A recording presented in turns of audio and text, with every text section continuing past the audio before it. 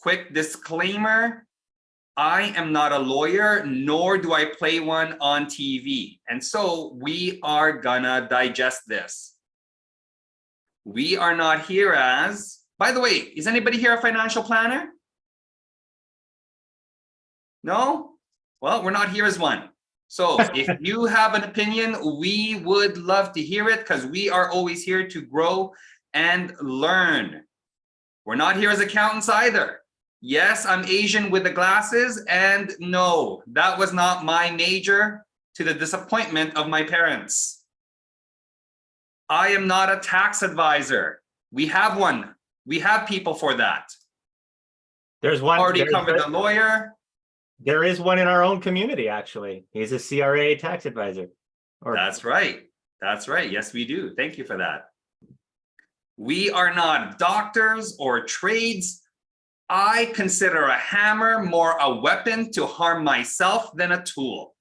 And I am not an engineer. So we are here as educated professional investors who leverage OPK, which means other people's knowledge. OPT, other people's time, other people's money and energy. So moving on. It's the most powerful position to be in because we are the ringmaster. For those of you listening or fans or who know Britney Spears is listening, listen to the circus. That's what we do. We're the ringmaster. And Rick, I don't think you could hurt yourself with this hammer. No, not that one. Although I don't know. Yeah, don't trust them. Creativity at play, some things could happen.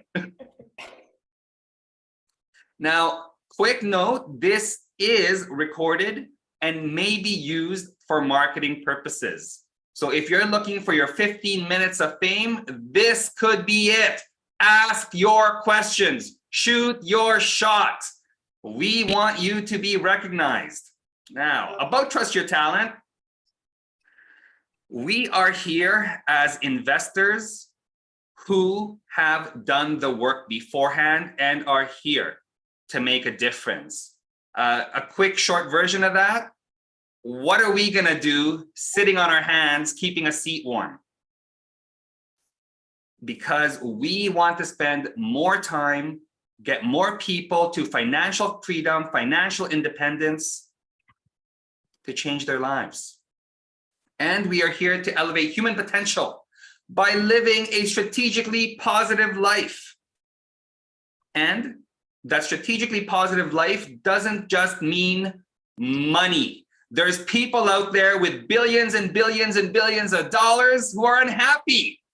Strategically positive means health, sustainability, joy, fulfillment, and for everyone on this side of the TEYT team, impact.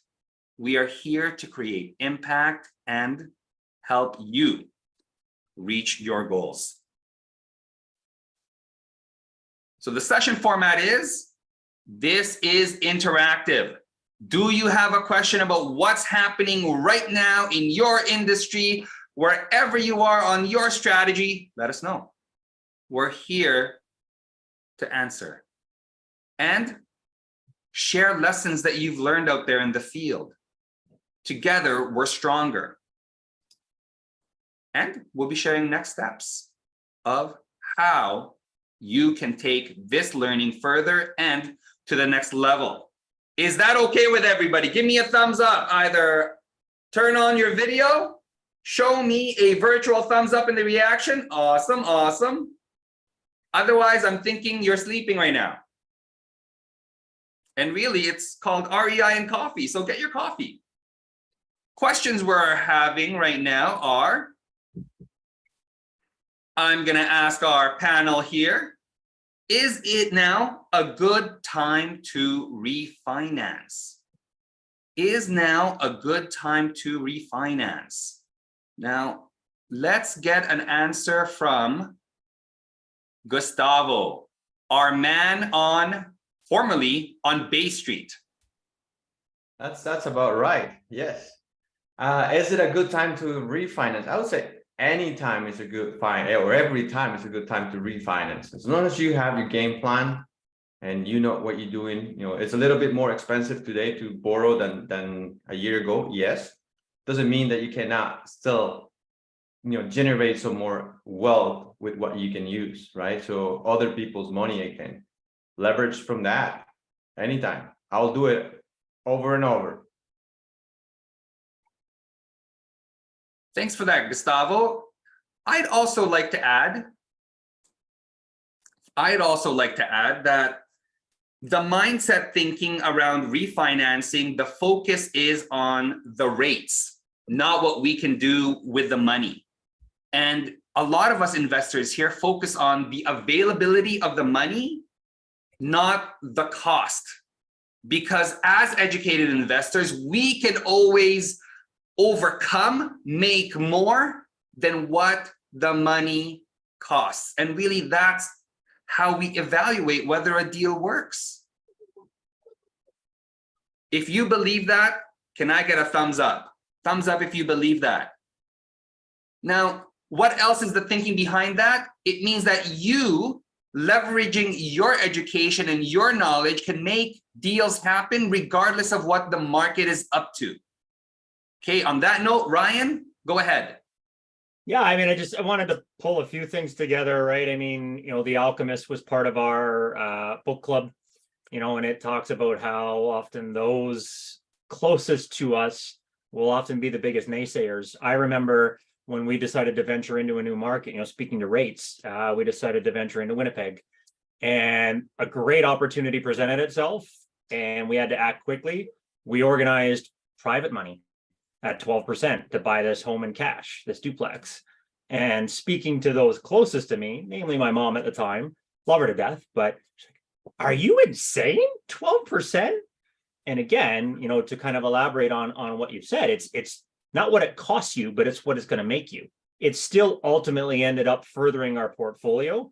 So to speak to Gus, yes, the rates are higher than what many of us are used to, but when you look at it historically, still cheap money. And if you can't, as a professional educated investor, outpace that, frankly, I think you're doing something wrong, right? So kudos to everyone here for being here this morning, for being a part of the community, for becoming educated, for likely having lined up with a mentor, because you can certainly find a path in these times. And if anything, I would say I'm finding it easier because it has weeded out those amateur property collectors.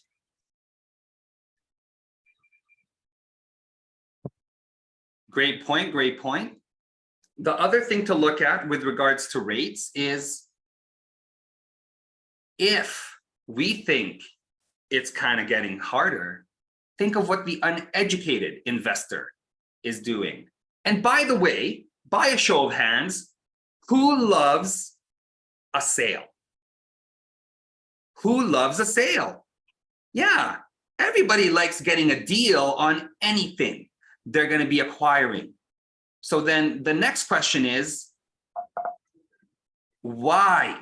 Why is it that we're only going, or a lot of uneducated people think the best time to get into real estate investing is when everybody else thinks it's a good idea and they're actively driving up the cost of everything.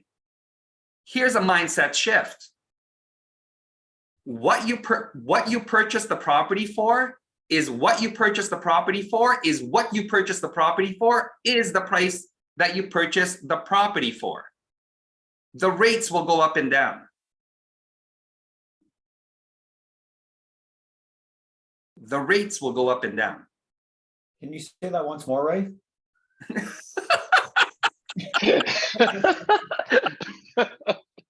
The rates will go up and down. All right. Thank you, everybody. Thanks, Mike. Oh my, love it. So with that kind of thinking in mind, why are we buying in herd mentality? Where's the deal finding in that? Food for thought? Is it too early in the morning? Everybody had their cup of joe? If I can jump in quickly and just to piggyback on basically a little bit of what everybody else has shared, because I think a lot of people are looking at the interest rate. And I think to really qualify what we mean by a lot of people, I think in our community, we tend to say we are the 1%ers. And that's, I think by every definition, we really are in the way we think and in the way we behave, in the way we look at money and investments. Because of the fact that most people, meaning 99% of the people, they are looking at the current interest rate going, okay, well, prime is 6.7 right now.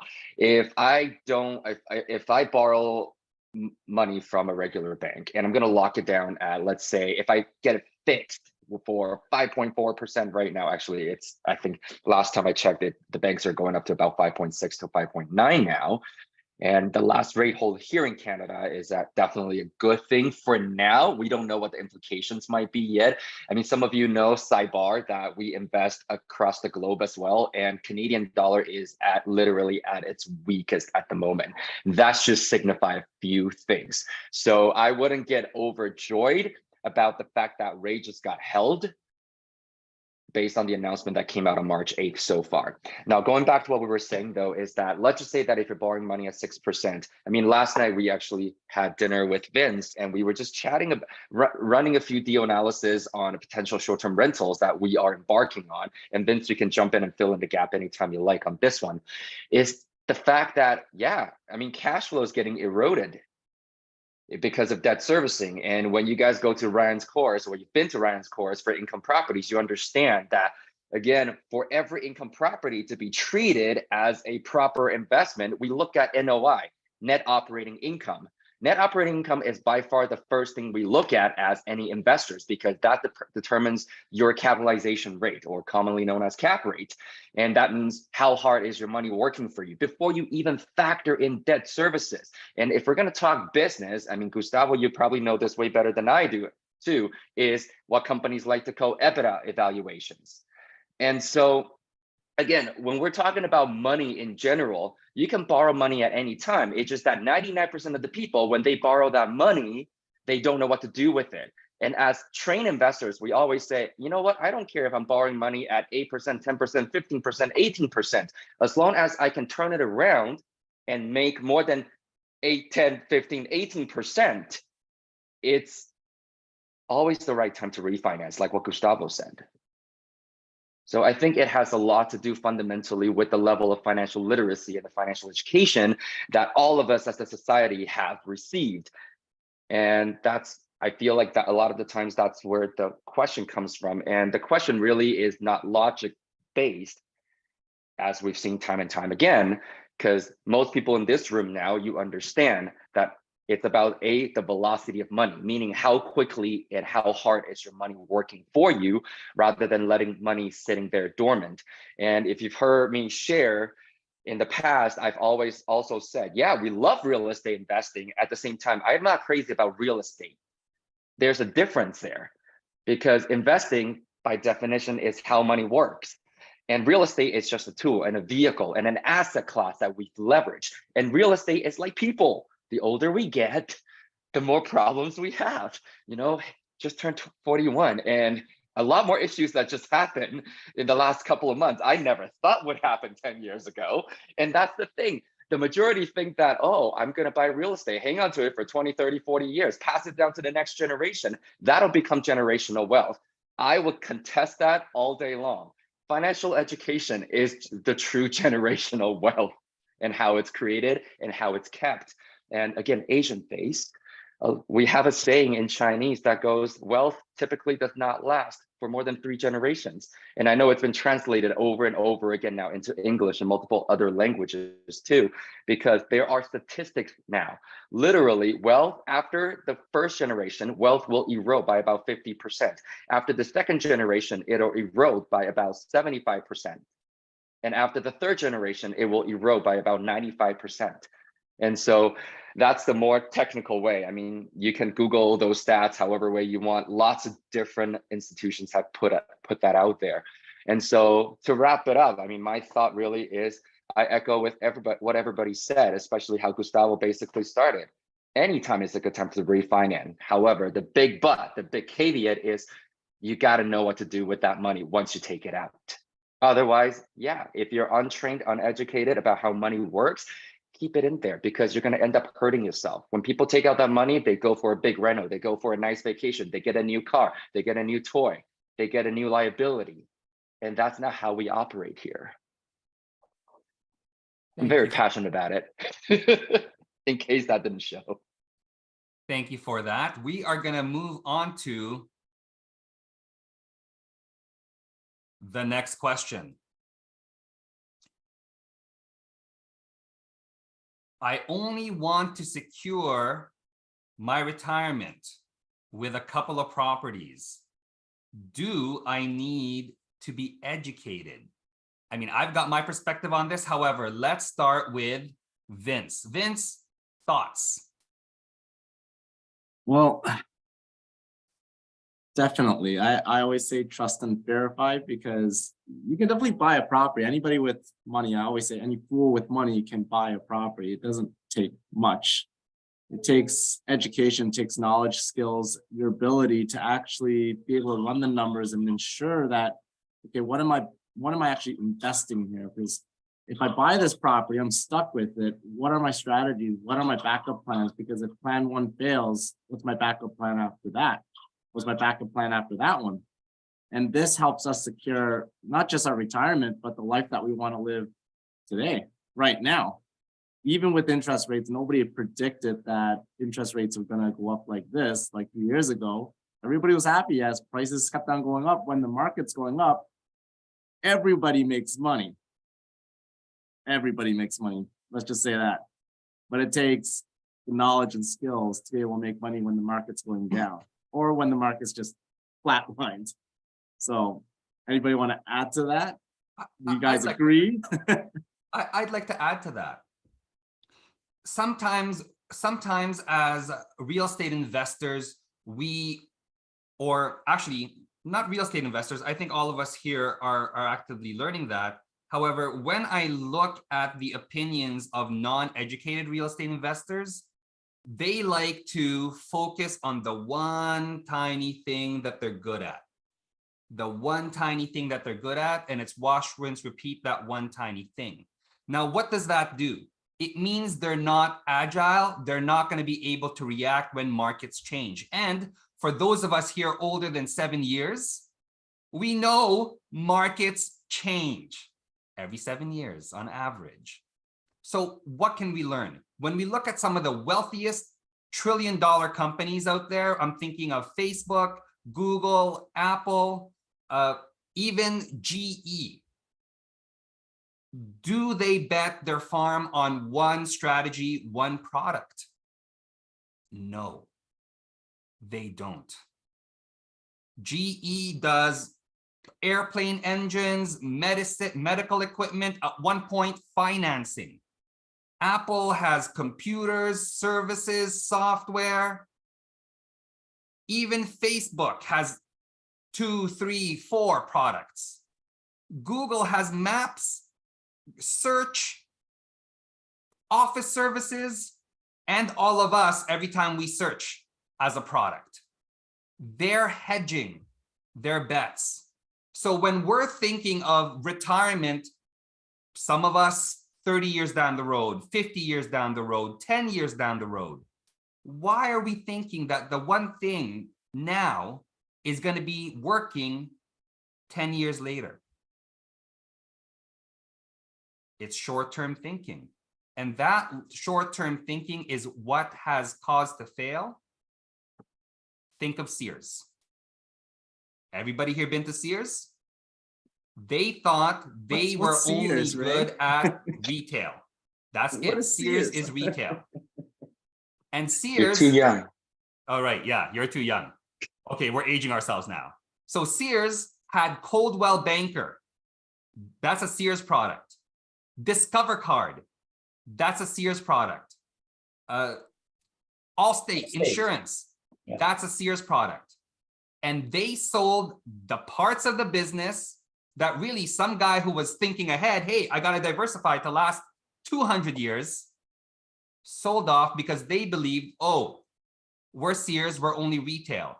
Just like this question really reveals the mindset of oh, I only want to retire. 2 properties is enough. Now. Not when they're going to need to retire. Okay, that's me. Does anybody else want to jump on this? I just want to jump on, and it's similar to what you guys have said, but it's just it's given the option. As an educated investor, you are given the option to be able to pivot. It allows us to be nimble in these sort of markets. That's the biggest thing. And I find, you know, when you say I only want 1 or 2 properties, okay, maybe when times were good, interest rates were low, you were making a bit of money. Well, what are you doing now that interest rates have gone up, market's gone down? Will your goals, if it's to retire at 50, 55 or 60, is that impacting it negatively? Most likely, because you're probably bleeding money, putting yourself in the hole, depending on your situation. With an educated investor, we can look at improving the performance because we know how. Or if you've been, you know, if you've maximized that performance, well, we know how to do it over and over again. We know how to multiply our investments. So put your money back to work, get another investment, and maybe offset some of those break-even investments. So the biggest thing for me is education, being able to be nimble when needed and pivot. Yeah, I just wanna. Yeah, thanks, Mike. Yeah. I wanted to add something. We always talk about financial security and security in general. Anyways, a lot of people talk about security, and I want to say, like, what's the difference between security and freedom? Because security, like, if you're just depending on securing 1 or 2 properties, like I said before, if you just bought 1 or 2 properties, is that enough? And really, what is retirement, anyways? What is retirement? Because the thing with security is you're depending on something to secure your future. However, we can only live in the present. We can only live in the moment right now. And we all know, all the students here and the coaches, the team, there's no such thing as security. It's being able to make money whenever you need it. So if I needed, I don't know, money for vacation, okay, I'm gonna think ahead. If I wanted $15,000, okay, where can I just make $15,000 versus saving it, which will take me a very long time?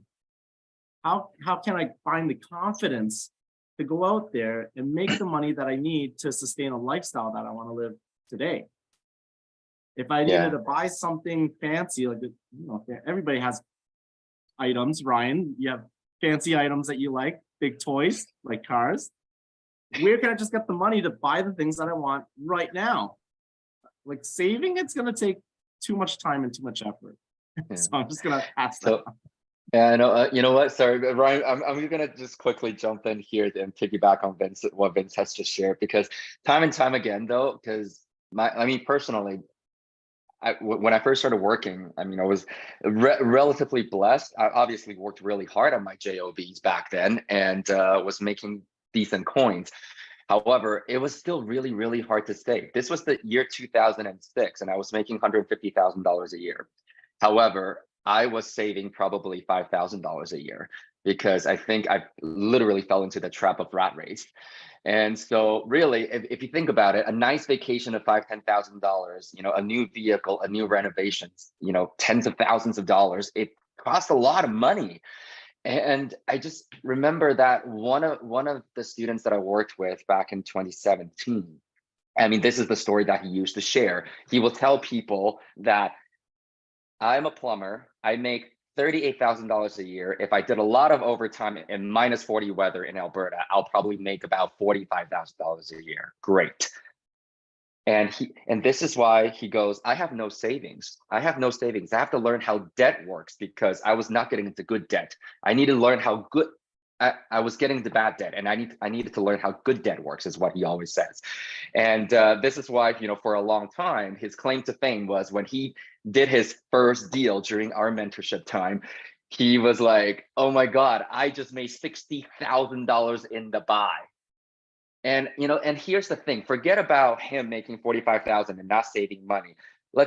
I'm just curious, who here in the room you know, in your regular day-to-day jobs allows you to save even $10,000 a year. You got to be very, very diligent, and you got to be very budget conscious, which kills your spirit over time. And again, life never throws curveballs at anybody, right? No roof leaks, no major repairs, car breaks down, something that needs your attention, family borrowing money, parents needing medical bills supported, all that kind of things. But let's just say that you do a really, really good job. You work really hard, you budget really consciously, you manage to make save $10,000 a year. I mean, $60,000 money in the buy in a deal, and this does not just apply to real estate. That's the thing. That's the beauty of it. It's financial education. You can buy a business. You can buy anything today as long as you got money in the buy. He made $60,000 in the buy in one deal.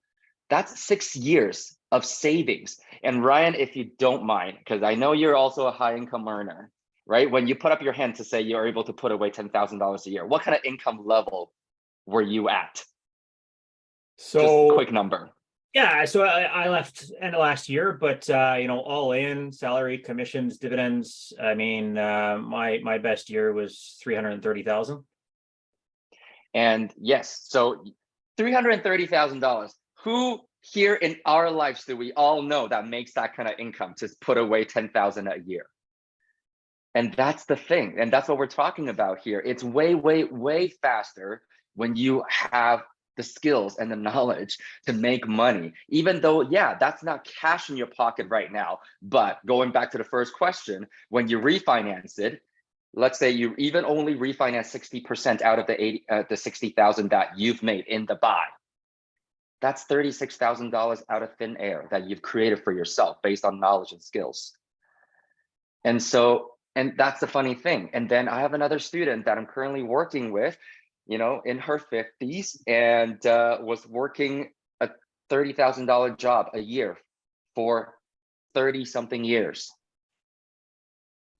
And then within the last year and a half, she was able to even do a joint venture partnership with a couple of other investors. And yet after all is said and done, I mean, I can walk everybody through the detailed numbers. However, I feel like I'm gonna lose a lot of people, but let me know if you want me to. The short-handed version of all of this is it's a lot of work. Don't get me wrong. It is a multifamily building. It's a lot of work to stabilize it, to increase the value for it. At the same time, after all is said and done, within the first 8 months, the valuation went up by $1.2 million. And her part is 50% of it, which is $600,000.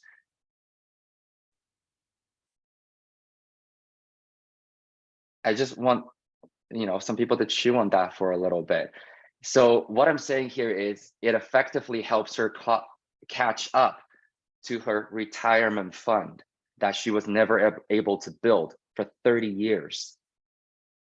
And so we can look at it from so many different angles. And this is why, I mean, at TYT, we always talk about the wheel of wealth.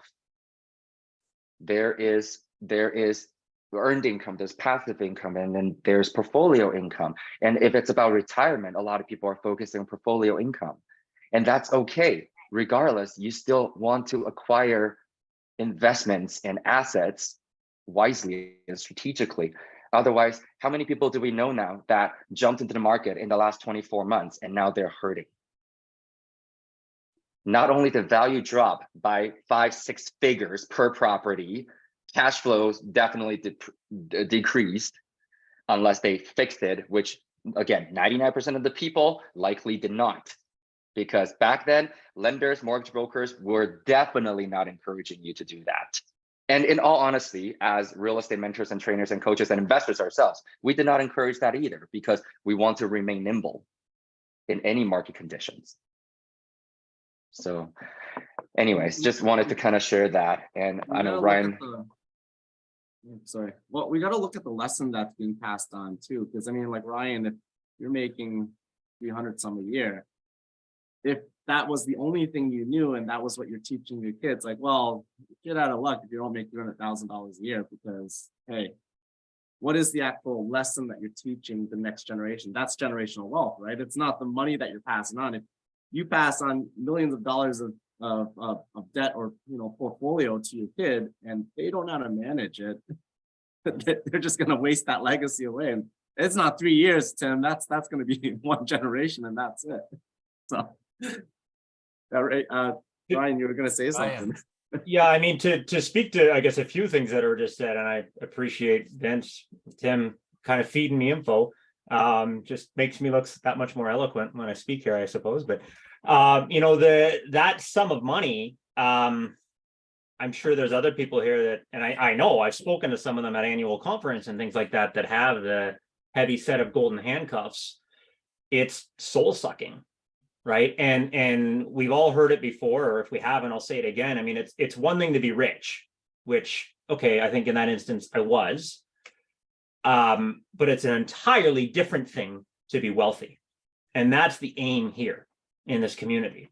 Right. I was trading immeasurable hours for that kind of money. So if I were to really break it down, and I never did, because it probably would have just been very, very sad for me. What I was making per hour, it likely wouldn't have been spectacular. And some of you know, some of you don't know. I mean, I had a stress-induced cardiac event to end last year as a result of that environment that I was in. And that to me was the straw that broke the camel's back, right? That's when I decided I had to leave, right? Because all of you have had a chance to see Xavier by now. No amount of money is worth leaving him fatherless and leaving my family behind, period. Right. And that's the stark reality. But to go to an earlier comment, if I can, we talk about, or the question, is a couple of properties enough? Let's look at what we've all learned in a lot of the courses, right? Income properties. We have contingency.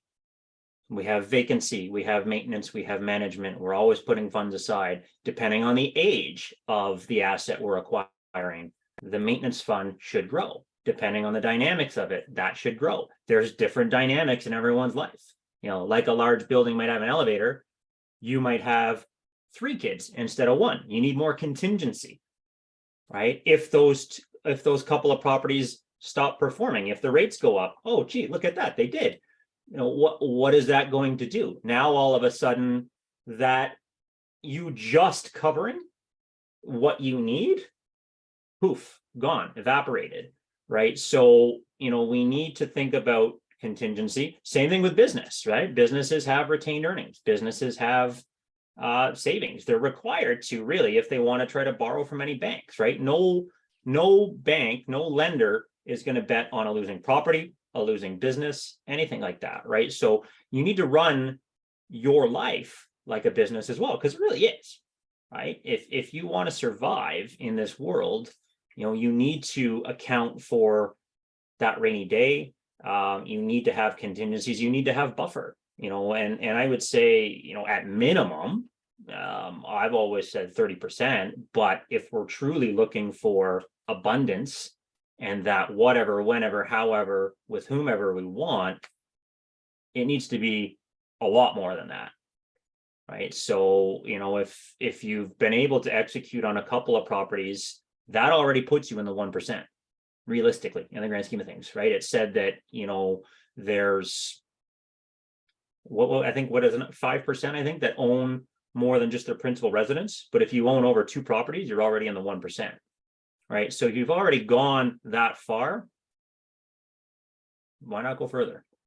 I did not know that, Ryan. So I did not quickly, know everybody that. here, who agrees with that? By a show of hands, who agrees with that? Yeah. By the way, has anybody here done the math of how much they are selling their life for per hour? Like, really, for those of us here that are salaried, have you done the calculation?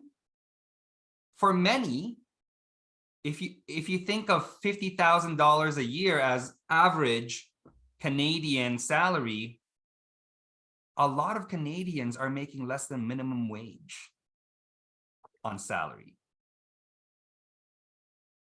Less than minimum wage. And yes, lots of people can argue, oh, I have benefits. I get to have 3.5 massages a year. Well, the thing too, Ray, Yes. you know how people are complaining about, oh, they should raise the minimum wage, they should raise it. That doesn't solve the root of the problem, because if you just raise the minimum wage, everything else is just going to go up in price anyways. It's like, okay, well, now everything just balanced out again. That's the point. Yeah. Yeah, so I want to jump in quickly because we are also live streaming on Facebook right now with this conversation. And I like what Irina put in the chat box here is if we won't teach how to manage the portfolio with the closed mindset and no knowledge would be useless to pass it to our children if they or someone who were going to inquire to manage it for them and would choose poorly all our hard work, what we are creating as generational wealth. And so really is the same message is true wealth really is the skills and the mindset and the knowledge that lies within financial education as a general umbrella. And that's what we stand for time and time again at TYT. It's just that I know a lot of people tend to think that TYT is just about real estate investing. And that's yes, that's a part of it. And a big chunk of our curriculum is leveraging real estate as the asset class and real estate investing as the tool. However, this is why, these coffee chats, I think we've come to enjoy, even though this is only our third one. It's very much about money. It's money, entrepreneurship, building business, building portfolios, investing, real estate investing, and all of that. So thanks, Irina. Thank you for sharing, Irina. Now, before we go on to the next question, so a lot of us here are thinking, holy smokes, this is just opening Pandora's box of what it's really like to be a professional real estate investor. Yes, and it is indeed just a taster. So if you'd like to join us, and we do encourage you to join us to continue the conversation, take a moment here to scan the QR code on the screen and join our YouTube channel and watch My Daily Dose with our founder right here, Tim Tsai. We are also on multiple spaces like Snapchat. Oh, sorry, that's not Snapchat. We need the QR code, please. Share your screen. I'm eager. I want to be part of it. And instead of Snapchat, really what we meant to say is Instagram, Facebook, YouTube, and our own That's website. right. Don't mind me. So Instagram, so IG, do it for the gram, get on there and take the lessons. We are also live streaming right now on Talented Investors, and that's where we live as Trust Your Talent, sharing with our community. So if you'd like to be surrounded by action takers who are advancing and applying their education every day, this is your QR code. And of course, we live on the interweb. We are on trustyourtalent.ca, and that's where we're also sharing. And you can register to speak with a strategy coach to find out more about where and how you can fill the gaps in your long-term planning and your short-term goals. So take a picture, a scan of this QR code here. I think, it's easier to ask for forgiveness than beg for permission. So I'm going to out us a little bit, to speak to us being in the trenches. And I hope everyone will be okay. But again, if I get a slap on the wrist, so be it. We are all contractually obligated as teammates here to remain active investors. That's a peek behind the curtain. That is literally a part of our contract. Because how effective are we going to be at being the best coaches, mentors, whatever it may be for you, if the last deal we did was 5 years ago, for example, right? Bylaws change, rates change, underwriting policies change. You get hit over the head with unexpecteds, floods, fires, whatever it might be. That makes us sharper. That helps us to make more mistakes. And, it's been said, fools, I forget the saying, I'm going to butcher it, but, fools move forward and learn from their own mistakes. Geniuses learn from others' mistakes, right? Let us forge the path for you. And again, it's literally a requirement for us. So I hope that's okay that I Walk said. the walk, talk the talk. That's right. Tim, I'm not in trouble. We'll give you a high five instead of a slap on the wrist, Ryan. No, Spot on. I'm glad you shared that though. That's the thing, because I think, TYT, despite the fact that we're only 3 years old, many of us have been in real estate investing for over 20 years on the team. So I've seen, at the end of the day, sometimes people just call it marketing. And there are people that are out there saying we have a combined experience of 25 years. I think we have a combined experience of 3-4 centuries within TYT right now, just on the training team alone. And so that's the thing. I love that you share that, because there's so many, people can look around. That's the thing. We're here to stay. And I think many of you that have been with us from day one, you understand that this is a lifelong passion project. And this is a legacy project, literally, I think, for all the training teams involved here, is that we truly want to make a positive impact in people's lives. Because every single person, despite the fact that Ryan had really good income, we also have Rolando and William that have really high income from their traditional JOBs. We all work for what we have today. That's the thing. However, what we have today is largely obtained after we actually got financially educated to know how to allocate our resources better. And so this life didn't just happen. We didn't operate based on old mindset, because then that would basically be what Einstein says, the definition of insanity, doing the same thing over and over again, expecting different results. And so anyway, so thanks for sharing that, Ryan. Sorry, Tim. I'm not in trouble. I just wanted to add a couple of things here as well, because at the end of the day, getting financially educated, getting that knowledge that gets you out of your comfort zone maybe, and opens your eyes to there's more in the world to do, and so many opportunities for you to actually create wealth. Like we all say in here that we're using real estate investing as our vehicle, but there's all kind of options for it. And I want to talk back to the 2 questions we had. Like, can we retire with 1 or 2 properties? Well, can you leverage more and make a better life, that we all said just now? And then we're talking about refinancing, but let's not forget, refinancing doesn't mean that you're going to go and refinance the 1 property or the 2 or 10 properties you have. You can refinance your own portfolio, your credit card. Who has not heard about credit transfer, right? Being able to leverage that.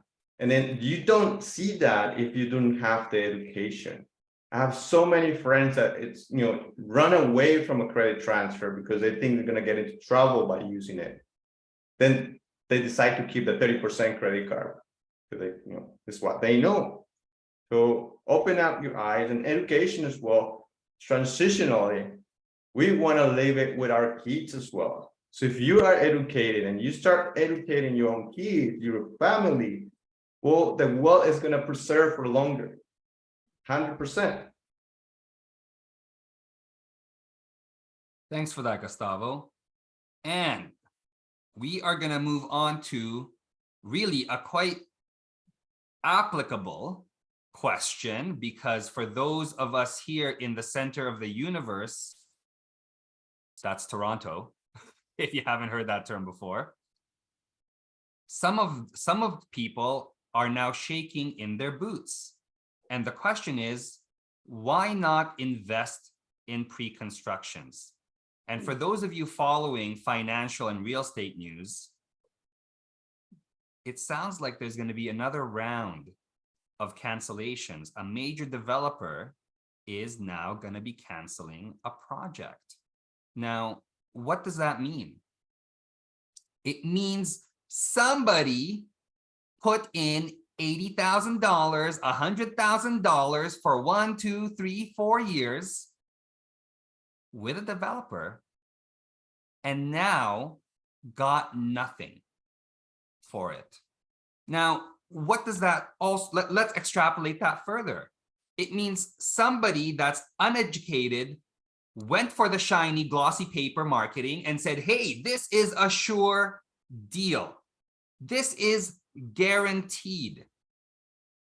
And now is waking up to the realization they missed out on 4 years of their money working hard for them. And depending on where they are in the home sales process, may end up homeless. Isn't that what Tim did way back when he was like uneducated? Now you're gonna get in trouble, Vince. I was 22. Give me a break. It's an, you're just saying, right, it's an interest-free loan for what? Well, the promise is 3 years. For the and builder. then, 3 years, then 4 years later, and then there's an extension on that for another 5 years maybe. And then find out it gets canceled. And you're like, wait, what? If anything, your money is losing value, right? You've lent it out at 0%. What has inflation been, right? It was very recently over 7%. That just doesn't, I mean, I'm not very good at math, but that doesn't seem to work.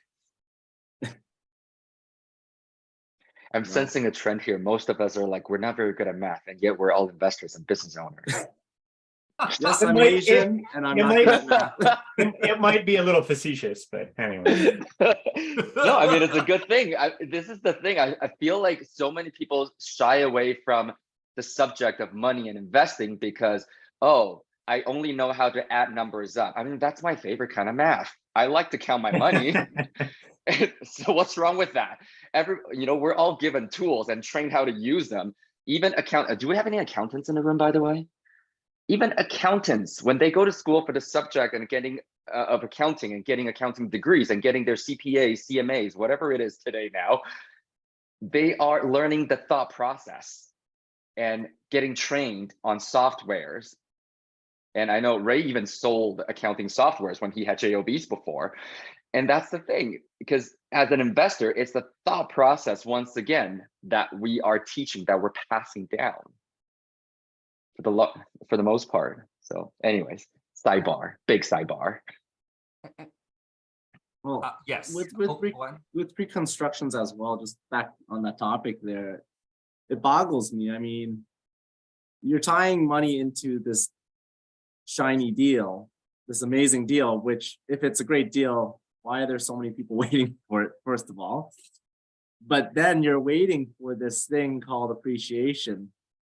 I mean, if the realtor is promising you that this deal is going to do really well, I'm going to ask for a guarantee from that realtor, because unless you have a shiny, a magic crystal ball that's going to tell me what the market's going to be like in the next couple of years, I'm down for it. I'll put $1 million in if you have that fully insured for me. So I think we're, the key word is shiny when it comes to pre-construction. As educated investors, or uneducated, sorry, it's what they think real estate is, or investing in general, is something beautiful. And I know at first, Tim knows this very well, this was almost one of my first deals, and we had a very heart-to-heart talk in a parking lot at Staples, and he talked me out of it because it had to be tied back to my goals. And to not make money when in fact that was our ultimate goal, cash flow, when that wasn't hitting that goal very clearly, I knew that, pre-construction wasn't in my best interest to hit my goals. Now, uneducated investors, when they see ugly properties, they run away from it. And I was one of those. Now I run to it because we can smell the money when you're educated and you know the opportunities that you can create within those.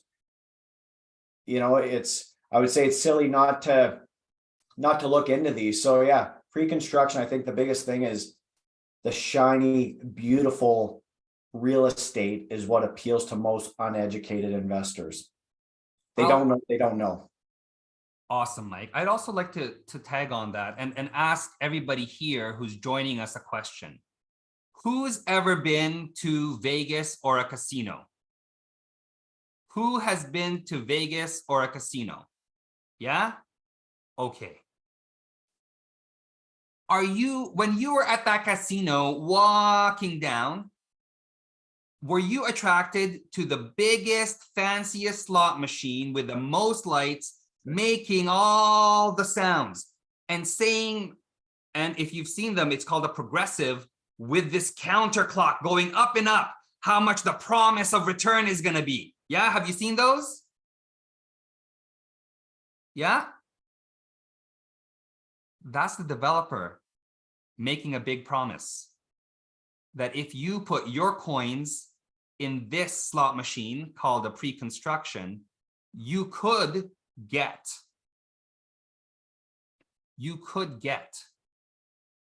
the big prize. Funny that you you brought that up, Ray. So for everybody, I used to live in Niagara Falls, and so as you know, Niagara Falls is kind of the Las Vegas of Canada.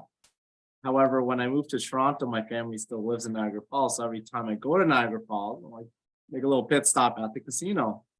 The first time I ever went to the casino, I did win some money. I put $10 and I won like about $200 in a slot machine. I was like, oh, this is great. But I know my limits, so I stopped playing. And then every time I go to Niagara Falls, I go right back to that same slot machine because I'm like, I'm gonna get lucky because that one was the one that, you know, beginner's luck got me $300. It's downhill ever since then. I never made my money back. Well, it's funny though, right? That kind of behavior, we see that in so many people when it comes to the subject of money. People are just waiting to get lucky. And one of the things that we typically do when we are able to have live interactions with the audience is I'm going to do a return on investment kind of game, if you will, with people. And I'll pull out a $20 bill, for example, $50, $100, whatever that bill is. The point is, I'll ask the question, if this $100 bill represents 100% return on your investment, how much do you need to give me to take the $100 bill from my hand? Now, I'm kind of giving the farm away a little bit. So if you do see me again in life and doing this, just, you know, give other people a lesson. People that get the answer right away in this particular case, it is math, so there is a right answer. It's not a spectrum.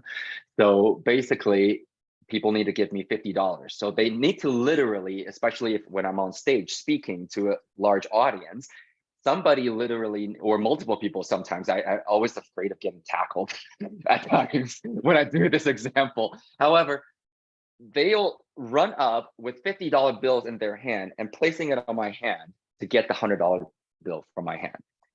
The funny thing is, let's say if I'm standing in front of a room of 100 people, and Vince, you just saw this happen again two months ago. I think that room had 90 people in it. 0 people stood up, first of all.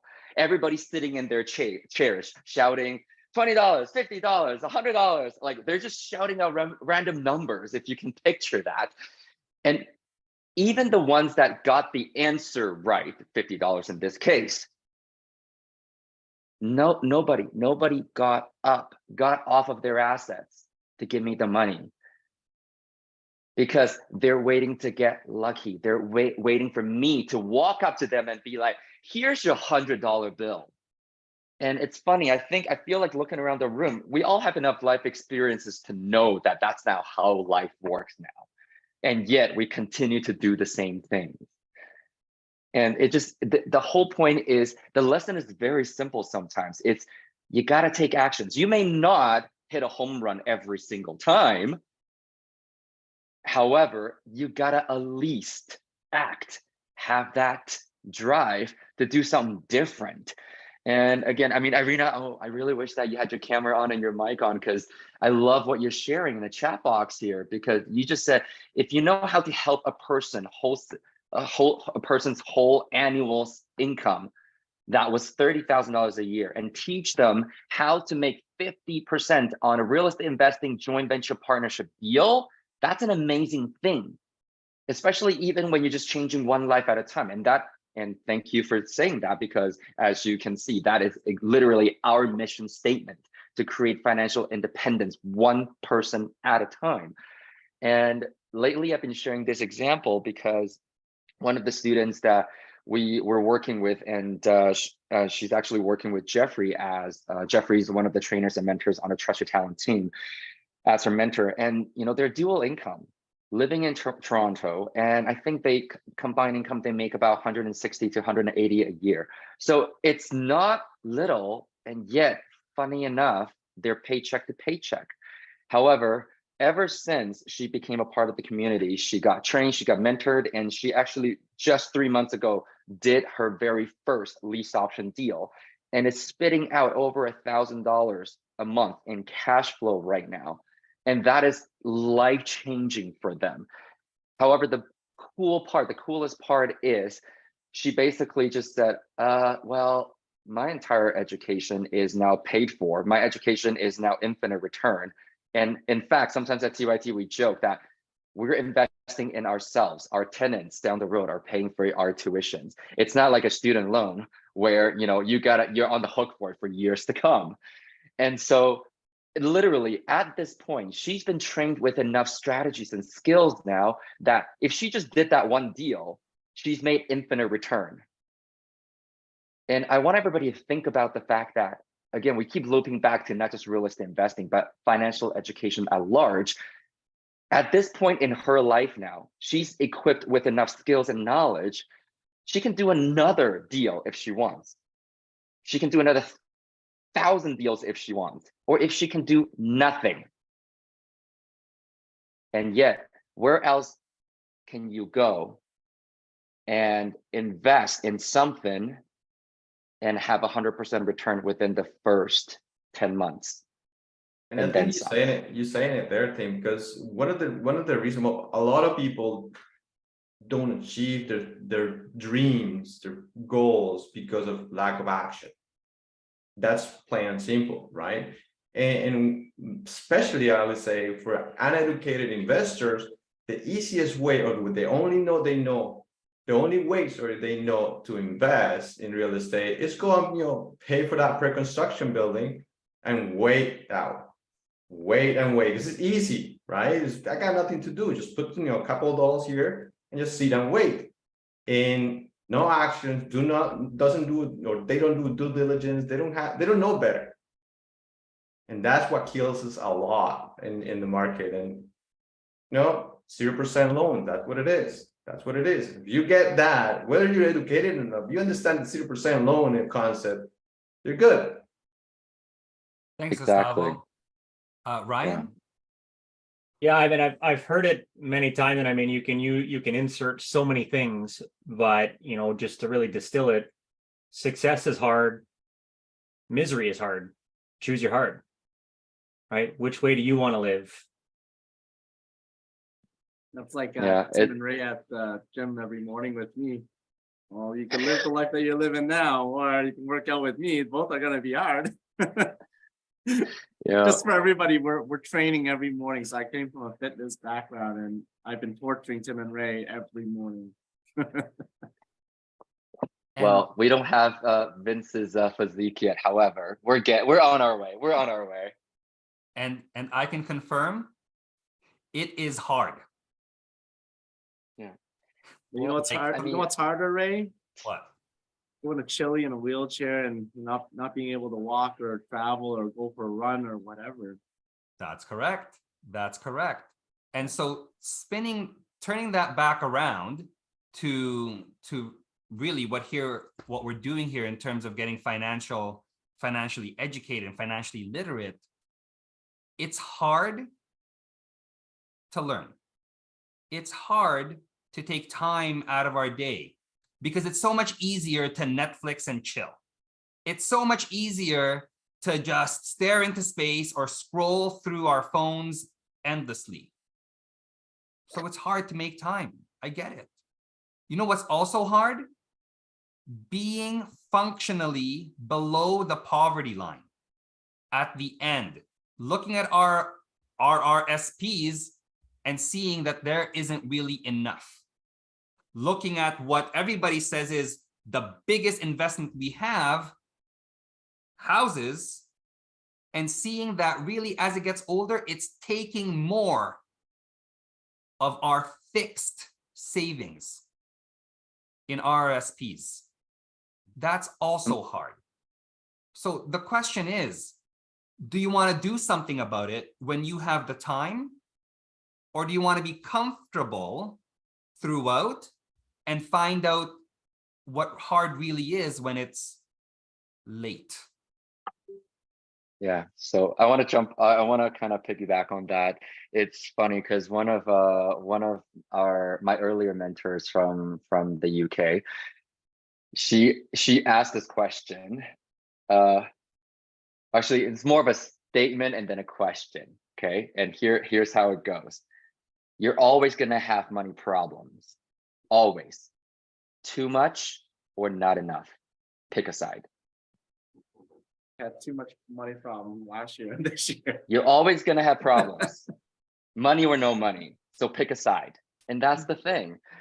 And the other mentor that Ray and I had early on, he would say, well, you can make money or you can make excuses.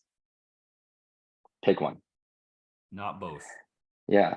And so it's just really funny because I know sometimes people also look at TYT and go, oh yeah, if you are a brand new investor or you're a uneducated one, you can do, you can go to TYT. And I hope that, over time people will know that, again, we don't just stand for real estate investing, we go way above and beyond. And the funny thing is, over the last 3 years now, we know that what we stand for.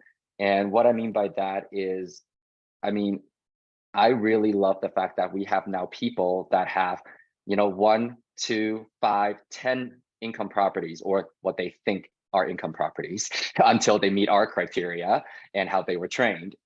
They're all coming to TYT now over time because the last year especially is you are not able to scale up without the proper financial education. It's no longer just about buying properties, because properties will drown you if you didn't buy them properly, or if you are not equipped with the right mindset about how money works. Because I know so many people will hang on to their properties with their dear life. And again, we run everything like a business. And like a business, A, it needs the cash flow at the end of the day. And B, like a business, we are constantly working within the spectrum of maximizing profit versus minimizing losses. And just understanding that, knowing that is not enough. Most of us need that extra push, that guidance, that just somebody literally breathing down your neck to be like, this is the right thing to do. And I know that's hard to hear, especially for people that are struggling with just 2 to 5 properties right now, especially. We see so many of those just because they got, they went somewhere and bought a course and they learned how to acquire a couple of properties. However, they were buying to feed their ego, not their bank account, nor their financial goals in the long term. And the thing is, it's not all doom and gloom, because there are ways to fix things as long as you're willing to be trained differently and willing to put yourself out there and really update your old financial blueprint. So just piggybacking on that. And I'll piggyback on that. Whenever, for a lot of us here, our everyday is surrounded by people who have opinions. And I think Tim says it best, opinions are like butts. Everybody's got them. Sometimes they stink. Opinions Now, are free. Well, I have a PG. Okay, I have a PG version. Okay, opinions are like armpits. We all got them. Most of them stink. there you go. I took it to the next level. I apologize. Now, what does that mean in terms of real estate? There's people here, uneducated people around us, who out of fear and concern for the people they love, don't want you to get hurt by investing in real estate. I get it. People around me, my family back in Vancouver, said the same thing. However, I got myself educated, so I know what they don't know. They think it's risky because they don't know what I can do. They think it's risky because real estate is out of their control. They think it's risky because it's appreciation only. No, We are about control. We are about building in things that things can go sideways. We're about having multiple exit strategies. So when you're out there deciding, do I trust myself to take action?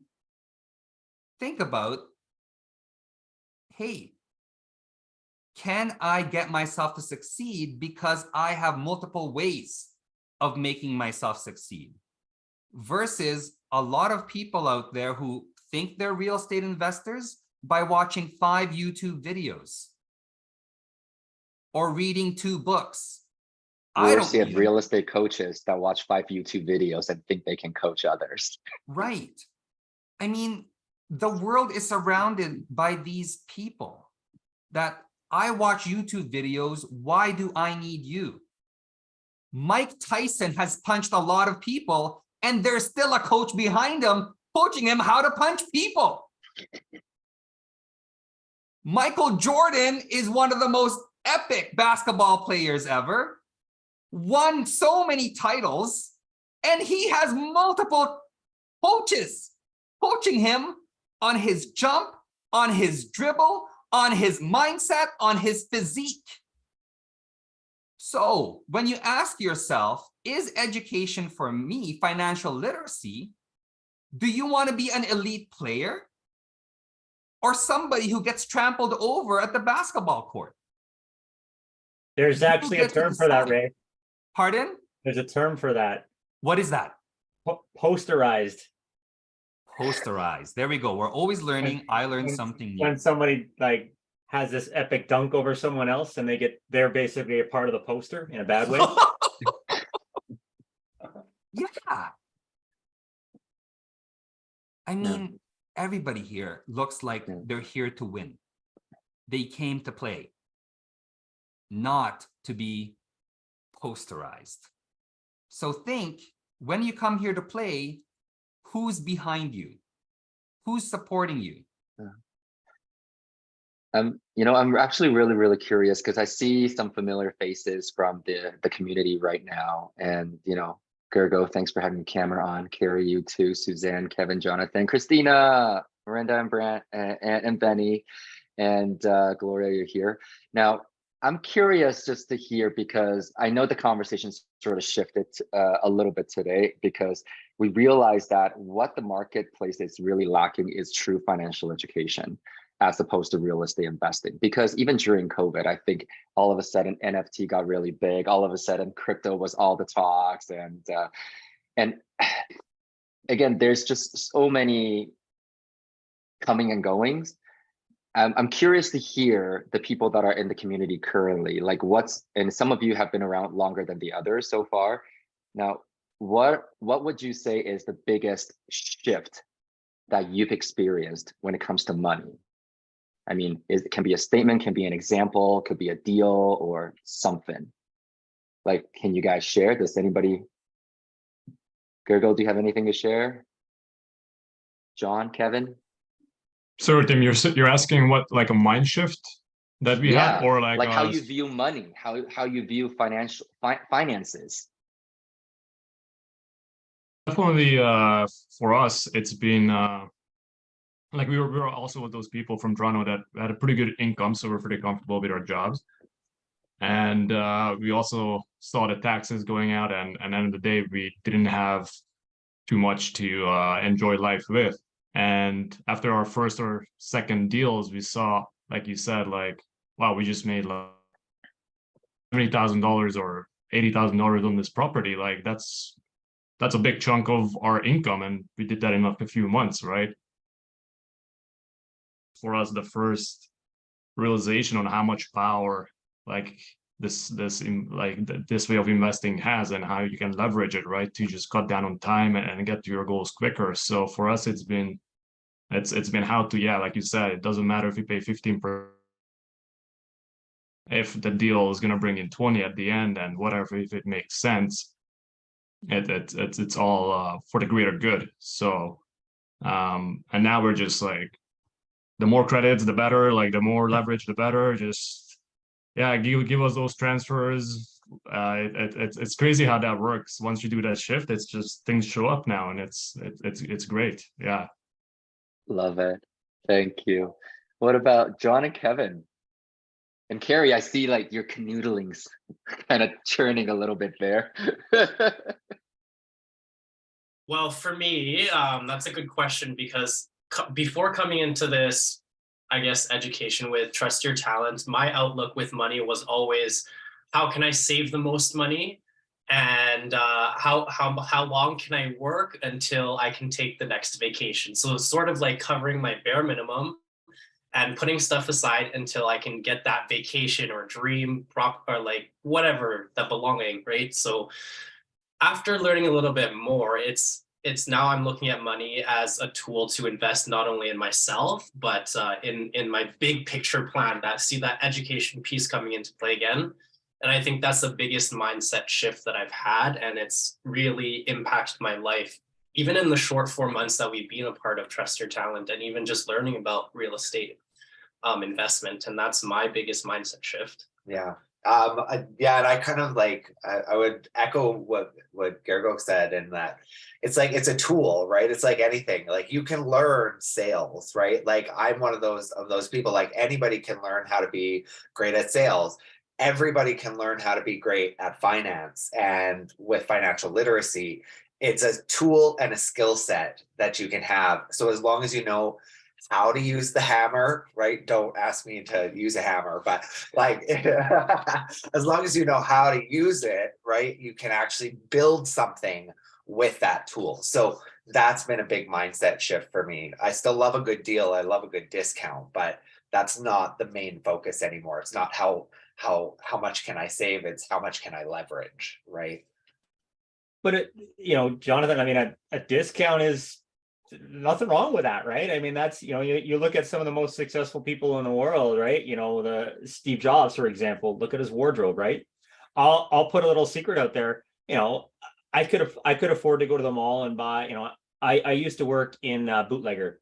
So it turned me into a bit of a retail whore for a while, and I love jeans. I do love jeans. I live in jeans. They're very comfortable.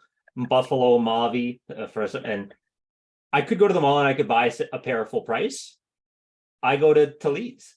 I've been to Talid's. They've got the name brand stuff, and you can get them for $20. Why not? That's just smart.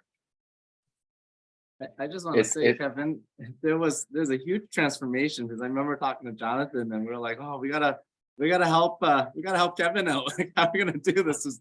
Jonathan was ready, and it's like, yeah. Kevin, you're like, you're really resistant, and now that shift is just like, it's amazing. It's night and day. Yeah. Like I was so skeptical, and I had not a great outlook on the investor side of things, but it's just really shifted how I live and how I think.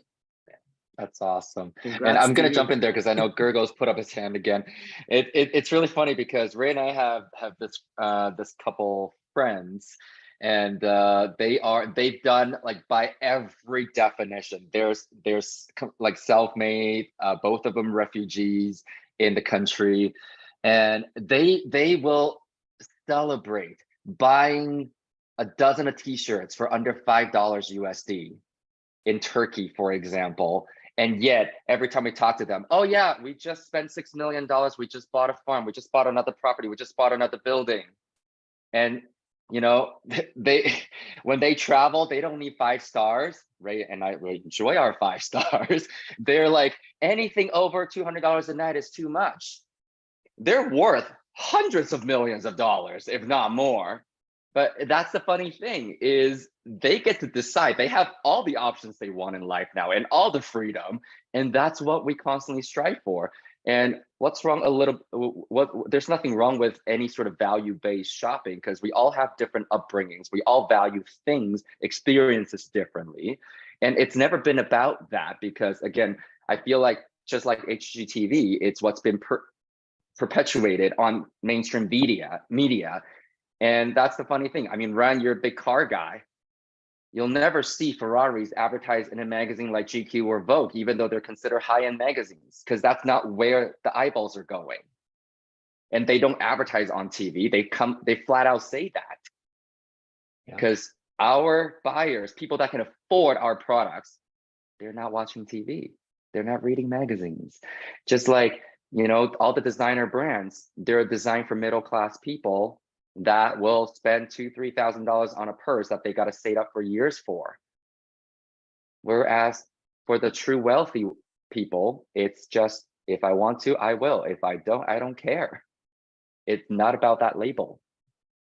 Okay, thanks, Tim. Gergo? Just something just popped into my mind I wanted to share, which was also a big realization for us, is that like we never looked at money as like an energy, like a form of energy. So like the meaning and the value you give to money is huge, right? That's what's gonna create whatever your real, the meaning, the value, the drive behind why you want money. Like, you know, there's a piece of gold, a piece of diamond, can you eat it? Like, are you like, no, but what's the value that you put on it, right? Like, it's like for us, it like when we realize, okay, what is the money represent? What is this energy that we're putting into the money, and what is it giving back to us? And anything that's at rest, like in life, is dead. Just like the money needs to be flowing and moving continuously, right? So it's like having that concept of like, okay, there's no point putting the money under the mattress to like Vince said, to save it, to like, you know, like you have to give it out, and then if you believe in yourself and what you do, you know it will come back tenfold, and then you create just more value in with it. And so yeah, I just wanted to put it out there for us, like the whole idea of like money is energy, and giving that meaning to it, I think was also a big shift for us to handle it better, basically. I love that. Thank you, Gergo. I mean, a lot of uneducated investors are so focused on looking rich. They're so focused on looking rich, they overlook how to get rich, and past rich, how to be wealthy. Because the truly wealthy are not rocking Prada bags and Gucci loafers. They're Right. not. Right. Because they just Remember- know they are. And Right, they right. don't need to borrow from brands to feel and be and look wealthy. They are. Vince? I just want to just really intersect on that. Remember that time we were walking at Home Depot? It was like right after the gym, it was like 6 or 6:30 or 7. We were waiting in the parking lot, and then we got inside. We were wearing like flip-flops and like shorts and like raggy clothes to get your garden tools. Yeah. And you looked at me and you said, "Isn't it weird that we're 2 millionaires just walking in looking like bums?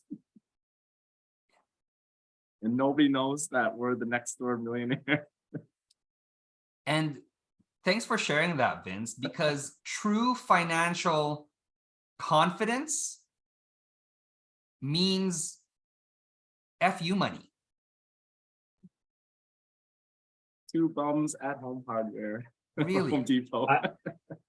If I can, I had a situation there the other day, or a moment, if you will. So I was coming back from the gym, and part of my program is, you know, a daily, at least a minimum 30 minutes outside, 20 minutes of reading. There's aspects of 75 hard in my program with my trainer. And so I just went uptown Waterloo. For those of you that know, apparently Waterloo doesn't have a downtown. It's an uptown. We're bougie like that, apparently. And so grabbed a coffee, and you know, nobody has benches out. So in the parking lot of uptown, there's a few big what do you call them? Like just ledge rocks or rocks, right? So I sat on a rock and I was reading my book, and these two I'll call them Valley girls just for the visual, because it was pretty true. You know, and then I hear them make a comment in passing. They're like, "Oh, look at this fool," you know, just sitting there, you know, reading.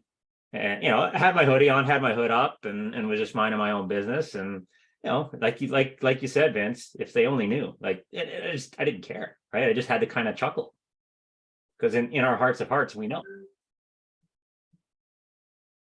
And that's, thank you, Ryan. And that's financial confidence.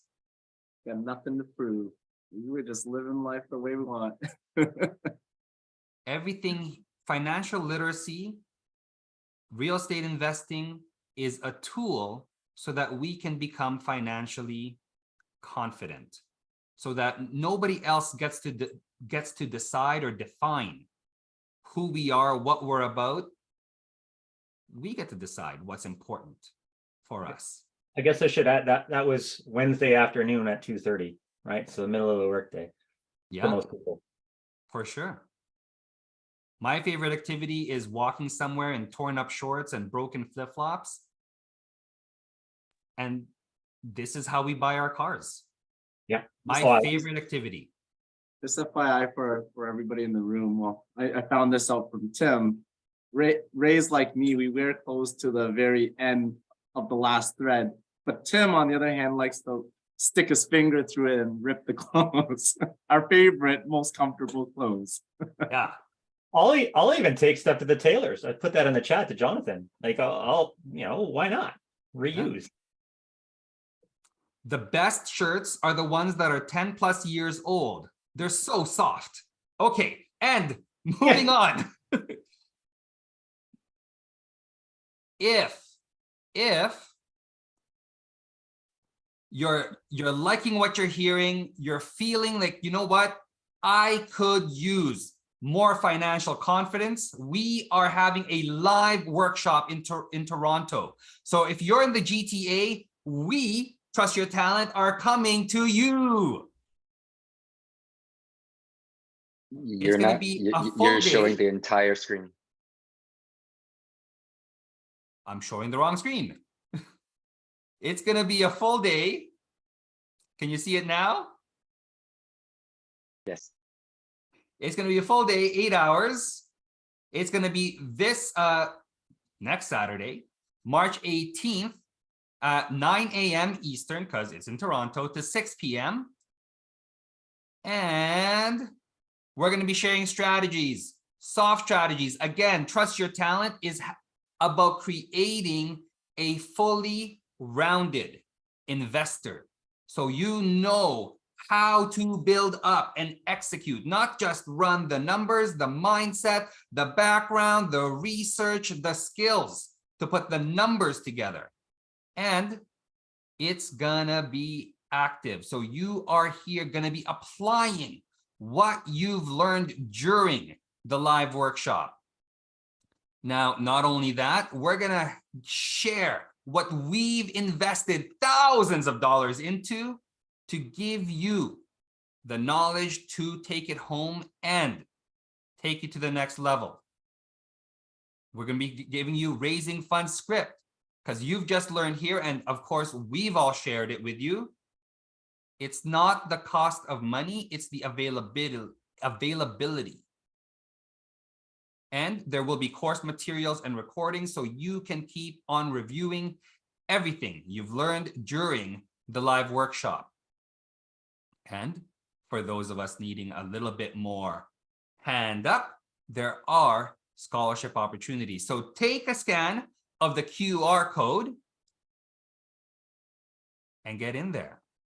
There's also going to be access to core courses and unlimited live bootcamp refreshers for 2023.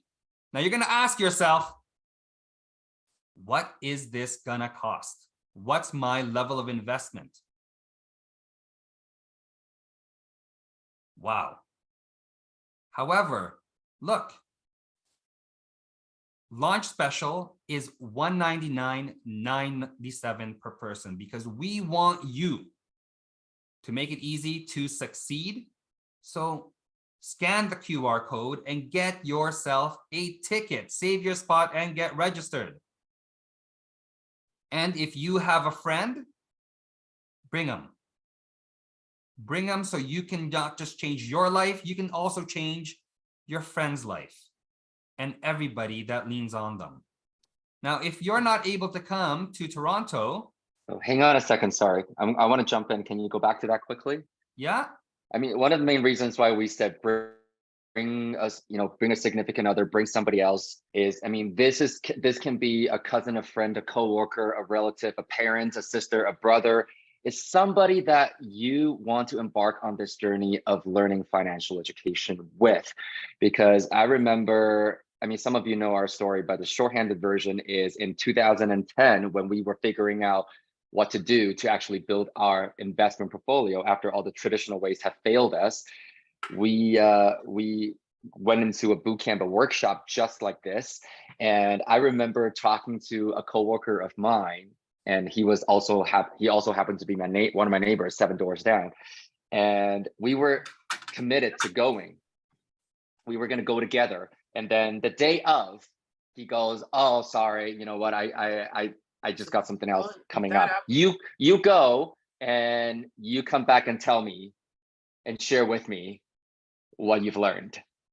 And naturally, I think, as they say, the rest is history, because I went and enrolled in further education. And I know for a fact that over the last 13 years, they continue to be trapped in their JOBs. A couple of them, a couple of times they got laid off. They ended up going into self-managing Airbnbs. And then when COVID happened, they literally disappeared off the face of the planet.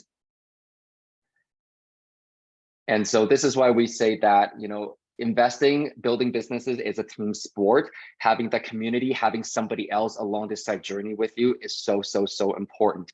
And especially if you're a couple, learn together, support each other. This is about money, not just about buying properties. It's just that we love real estate as an asset class, as you know, and it's one of the greatest asset classes that you can leverage to build not only income stream and long-term wealth at the same time.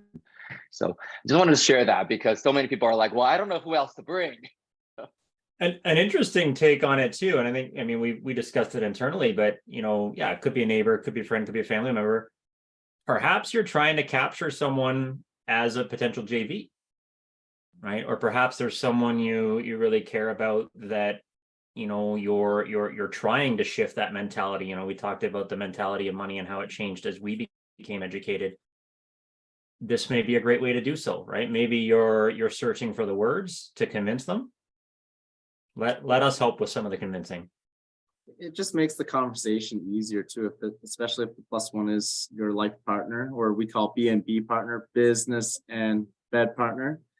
The conversations are so much more easier when everybody is aligned and on the same page, because if you're talking about certain things and you're thinking like a 1%er, and she or he is thinking like, oh, well, we got to save money and we can't spend that much, you're never going to be able to grow and scale up. There's going to be something that's constantly dragging you back the whole time. Thank you, everyone. And for those of us here who are not able to physically make it, because hey, it's always better in 3D. However, we have something for you to also. We have an online live bootcamp, and still a full day. We have lots to share with you. It's going to be on Saturday, March 25th, starting at 12 p.m. Eastern Standard, 10 a.m. Mountain, and 9 a.m. Pacific. What expect? We're going to be sharing hard strategies. We're going to be sharing soft strategies, because again, we want you to get that first introduction to real estate investing, knowing what's out there that can help you succeed and be better than everyone else that's uneducated. There's going to be interactive breakout sessions. You're going to be applying what you learned. Contract templates, raising fund scripts, and much, much more. And online, that's the value.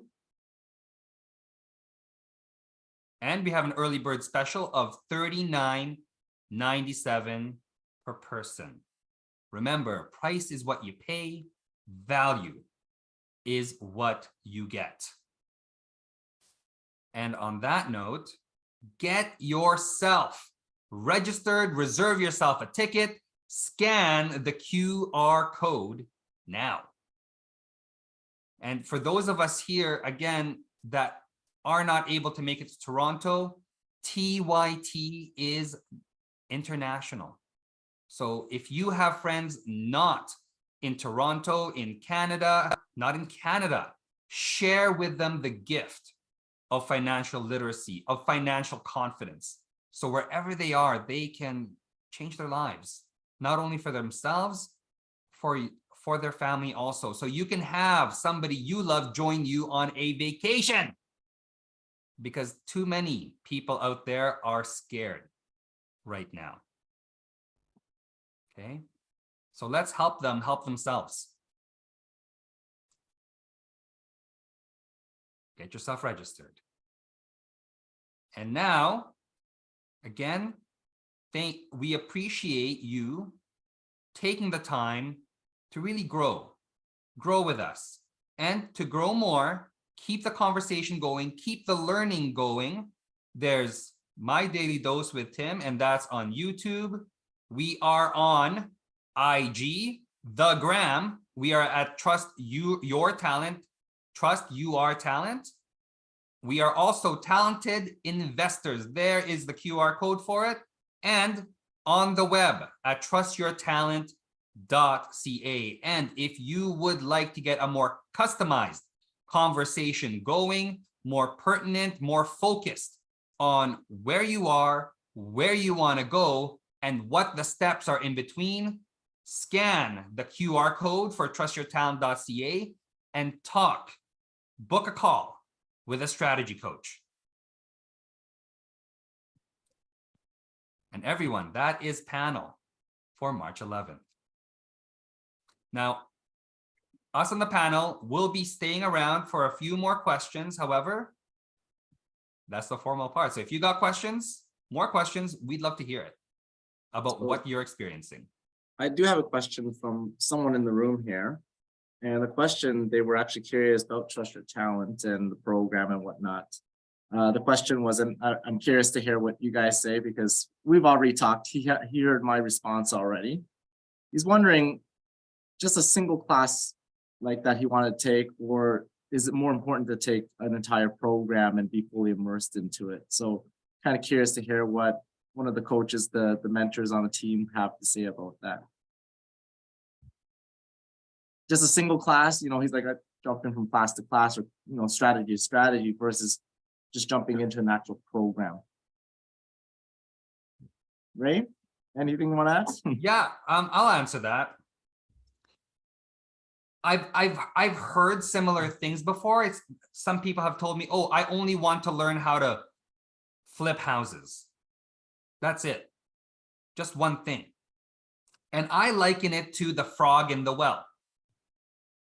They're looking up, thinking the whole sky is that small patch they see from the bottom of the well. Here's a twist on that. What if somebody covers the top of the well? That's all you see. That's the end. And that's what I liken to having multiple strategies. Then we get to see more sky, the whole sky. Somebody covers the well, that's a small part. We're still seeing blue. Life is still good. We're still getting sun. And in my case, I'm staying dark, which is one of the reasons why I invest. No, and sorry, Tim, but notwithstanding even just other strategies, think about, okay, you want to be able to flip houses. All right. How do you find the right contractor? Any of us that have invested know that finding a good GC is probably one of the most difficult things to do, right? How do you find them? How do you vet them? What kind of insurances do you need, right? Vacant renovation insurance is entirely different from occupied insurance, right? How do you keep more money? Because it's not how much you make, it's how much you keep, right? There's so many soft skills around even one strategy, right? So taking one course is very close-minded, in my opinion. Okay, thanks, Ryan. Tim? Well, I want to share, I guess, a quick example. I mean, couple of days ago, literally just Ray and I had a catch-up call with our UK teams over there. And for those of you who are hearing it for the first time, we do invest in the United Kingdom as well. We have been since 2017, so just about 6 years and counting. And one of the buildings, and I'm going to do a quick sidebar here. And this is what we keep saying. Ray and I truly do believe that you need to be able to scale up, because this wave right now, had we not scaled up and have the size of portfolio that we have across the globe, I don't think we could have weathered it as well as we are right now and continue to grow and thrive in it. Simply because the example that I usually give is, I want you to think about, doesn't matter where you are, think about maybe a local, maybe a grocery store chain.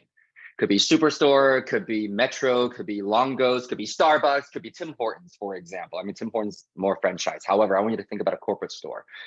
And do you think every single Starbucks, for example, is profitable?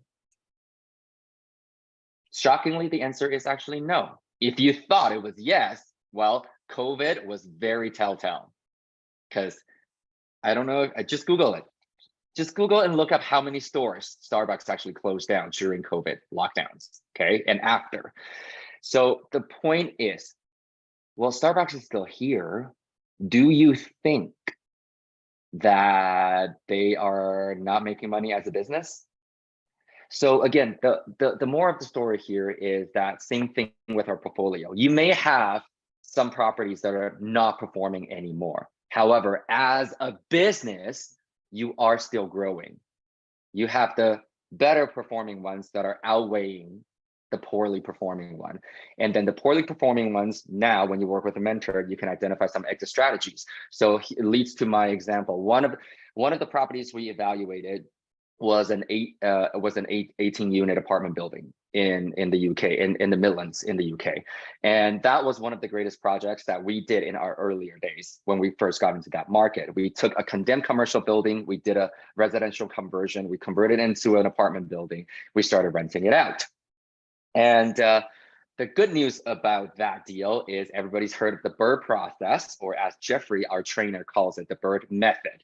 We BRRRRed the whole thing, we bought the property, we renovated, so added value, and then we rented it out and we did a refinance. When we refinanced it, we took out more money than we put in. So what that means is now this deal is effectively infinite return, okay? At the same time though, because of COVID lockdown, revenues were not as high as expected.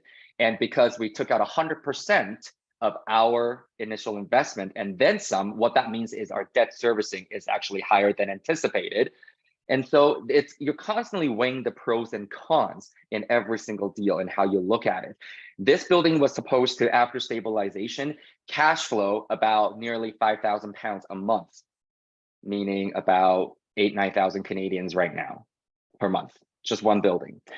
And after JV split, it's about $4,000 or $5,000. However, right now, because of interest rate going up, it's basically only cash flowing £1,000. So I know some of you are going, well, that's still not bad, isn't it? At the same time, you want to think about it from a perspective where when we run the numbers, the cash flow now is performing at about 20% to capacity, okay? And so this is the kind of conversations that we have. However, now we're thinking, you know what? I mean, it's already infinite return regardless, which means it doesn't matter how we crunch the number from a cash on cash perspective or return on investment perspective, it's infinite return. So that's fine. At the same time though, as a business, we want it to perform better. No different than if you look at Coca-Cola, Amazon, Facebook, Tesla, all these big names that we know about. Like some of these companies, trillion-dollar companies, their valuation on a daily basis could fluctuate in the millions, if not billions, in a single day. However, do you think they're freaking out when that happens, when the value drops? No, because they continue to perform up to expectation or to standards or to plan. And so the funny thing is, as investors, we're not institutionalized, which means sometimes when you have a piece of underperforming asset, it could affect a lot, okay?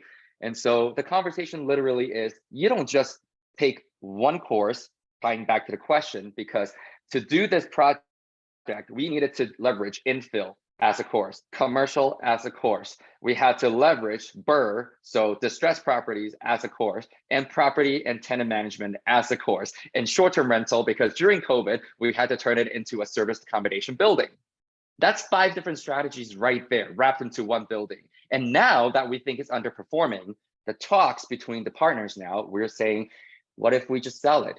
I know it's probably not the first thing we want to consider. However, when we sell it, we can now offer seller financing for somebody else to take it over. That's creative financing right there. We can sell it based on lease with the option to purchase, another strategy. We can sell it based on a traditional mortgage, vendor take back, or we can sell it based on an agreement for sale. All these things have the equivalents in the UK as well. That's basically 8 different strategies wrapped into one from beginning to end. And that's how we cook things up and make sure that we're constantly protecting ourselves while making money. And so, the question, and this is why I mentioned earlier that, we're now seeing people that have been involved in, single course trainings with organizations that no longer exist, or coaches that basically train them so that they could fundraise from their students. We don't do that at TYT, by the way, because this literally is an education-based academy. You will not have a mentor and a trainer that train you and come to you and be like, I have a deal, do you want to back it? That's not why we exist.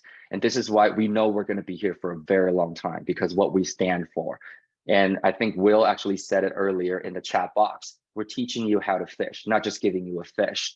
And so, again, super passionate about this, and largely because, I'll be forever biased. I will be the first one to admit that. However, that's also because it came from personal experience. Ray and I, when we embarked on this journey, we enrolled into 8 different strategy courses, plus 3 mentorships, not just one. Because every time we want to collapse time frame, go into a new market, execute on a brand new strategy, we get a mentor to back us, so we can run a lot faster. And so again, you don't have to overthink it, because you just got to take the first step and understand the fact that we are training you to become the most well-rounded investor possible.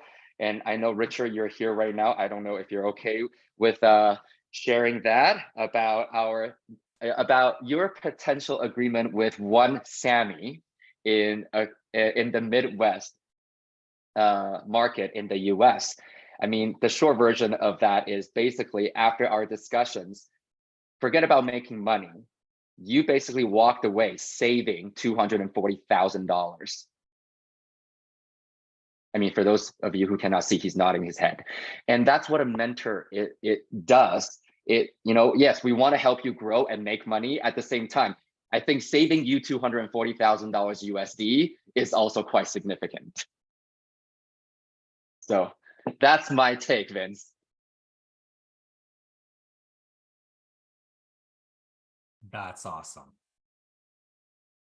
Vince, how much was that honeypot opportunity in Toronto the mortgage broker was selling you? Do you remember? Yeah. So just to give context, when I first started, I was working with a mortgage broker, and of course you see them as the professionals. And so these are, I guess, people at the time I would just look up to, because like, what do I know? I'm this ignorant little kid that doesn't know any better. So she's the professional. But I also got myself educated, which she didn't know. I had my mentor, I had a community, I had knowledge behind it and strategies. And so the whole time she was basically honeypotting me into buying 2 pre-constructions, or one or two pre-constructions in a location that I have no understanding on. And just because she knew what my finances were, and the house was worth over $600,000-700,000 at the time. And even to this day, no deals ever came up in that location. If I was to hold on to that property, I would have lost money, a lot of money. So thank you, Ray, for sitting in the parking lot as well with your Chinese food or something that you had at the time, and talking me and Chewy out of the deal. It was an opportunity, not a deal, remember? Right, opportunity. So again, a lot of us here at Trust Your Talent, at some point, someone paid it forward to us. And so that's what we're on a mission on, to have people here continue the good in real estate investing and receive the positive benefits from it. And all of us here also believe that it's not just the numbers. Yes, it's nice, and it's the mindset, and it's the whole strategy, and it's the support, including support, in my case, having my Chinese food takeout go cold in the parking lot as I was supporting somebody through the thought process of decision making and critical thinking. Because go ahead, Vince. For the student, they probably know as coaches and mentors, we don't just give you the answer. We'll challenge you on it. So I was so set on doing it, and Ray just wasn't able to just say no and like, no, you're not doing it. He was like, so why do you want to do it? How come that's a good deal? What strategies do you know? I'm like, but I want to do it because she's so nice to me. I'm like, really? You want her to be nice to you and be friendly and see you as children, or do you want her to respect you as a partner? I'm like, as a partner. I remember so many times getting off the phone with Tim and going to my wife, Allie, being like, I just wanted the freaking answer. And Tim going away feeling a little confused. And then moments later, sometimes 3 a.m., I'm sending him a text. He's like, light bulb. It clicks. So it's to help you think on your feet, to think like an investor, not just give you the fish. So thank you. Yeah. Gustavo has stories too. You're being so modest today.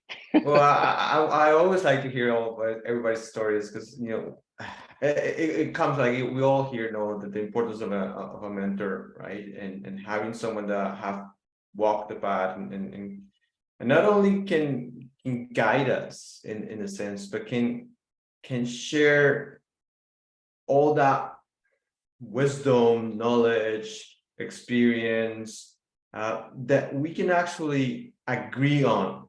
Because it doesn't matter if you have a mentor and that person just talks, and it's like, that good angel here talking. If you're not listening, if you're not feeling that connection, you're not gonna act on it. So the one thing I having this conversation with one of my mentees, and he is all excited because all of a sudden this property came on the market. In his realtor is telling him, this is the greatest deal, you cannot miss it, you have to go, you have to take it. And then we ran the numbers, and even though he ran the numbers and realized there was not money, not cash flow, it was not a great opportunity right there, he kept on going at it because he did not want to let down his realtor. Right now, here's where when I came to him, and I was like, okay, let's do a deal with your realtor. Let's get him to partner up with you. Let's just tell him that you are going to buy this building and you're going to share profits and losses with him. All you want from him is no commission, all the help you want, unlimited data, resource. And I'm saying, not asking for money, not asking for anything else. Guess what happened? The realtor backed out. The realtor did not want to take the deal. So this is to show you that it's I don't want to say names, but it's just amazing what you can find out when you actually ask the right words and get the people involved in the way that they need to be involved. It's not we're not building friendship when you're working with a mentor. You're not building or you're not looking for a friend. That's what I want to say. You're building a friendship, yes, but you're not looking for a friend. You're looking for someone to guide you through the whole process, and you're able by yourself to later on identify who's good on your power team, who is a good realtor to you that's going to benefit your business. It's not gonna, it's not about, oh, I just want to be nice to him and shine, and He'll call me again. There'll be another deal for him. Yeah. Doesn't work like that. I'm gonna steal that from you, Gustavo. That is awesome. Well, I trust me, I tried it multiple times with my realtors. Said, listen, you want this deal, you definitely positive on this deal. Okay, you're in with me. And they backed up. Yeah. I'm going to do a shameless plug on that note. On Tuesday night, I'm running a free seminar on how to build a successful real estate investing power team. I know some of you have already been to that already. I tend to provide different examples. So if you want to come back and do a refresher, feel free. I've actually left a link in the chat box here. And, you know, that's the funny thing is the fact that, yes, we are building power teams, especially in different markets, Irina, as you said there, and we are building working marriages, as you call it, Irina. I like that. And the idea really is you just got to be very, very clear about who's responsible for what and how each person on your team makes money. Okay, I can respect the fact that we all make money in different ways, because sometimes I think, you know, it sounds really harsh when investors and realtors, for example, don't get along because we may have conflicting interests. And some people go, but if you're a real estate investor, how can you have conflicting interest? And, you know, one of our trainers, Jeffrey, he likes to say to his realtors, especially in the earlier days, until they get used to working with him, is, yeah, buy this property, buy this property. This is a great investment. This is a good deal. Remember, a deal is not a deal until you put it through your deal analysis process based on due diligence and business decisions that you've made. Everything is simply an opportunity.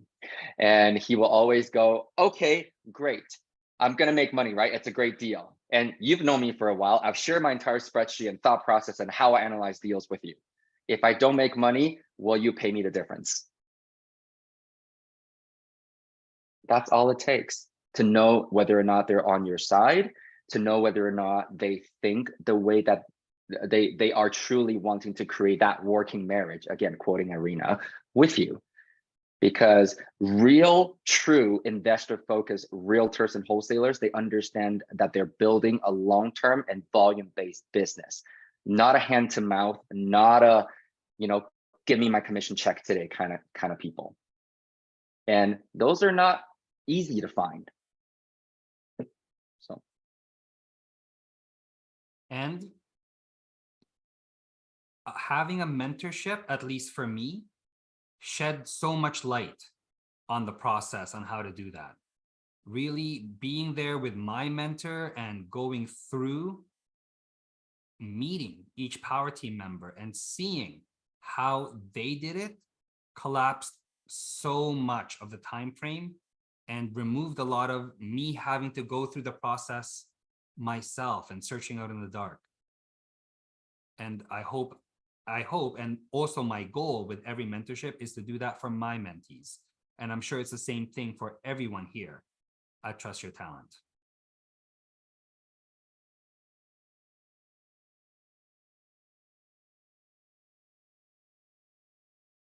Okay.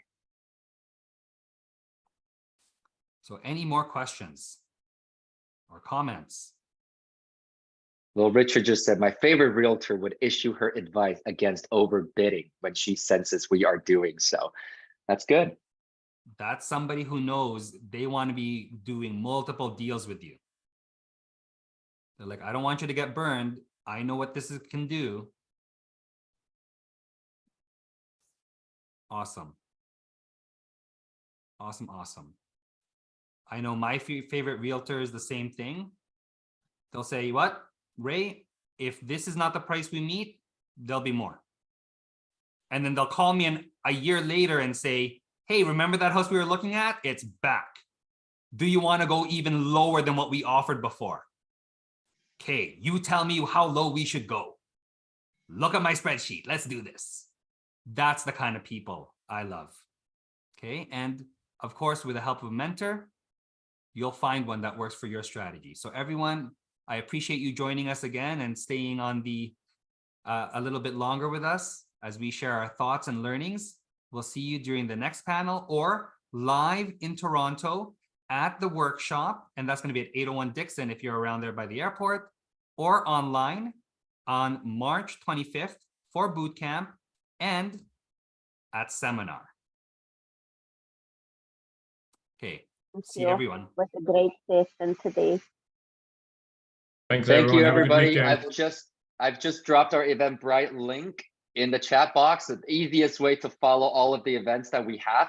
The next coffee chat is happening Saturday, April 15th as well. So hope to see you here again. Have a great weekend, everyone. Bye. Everybody.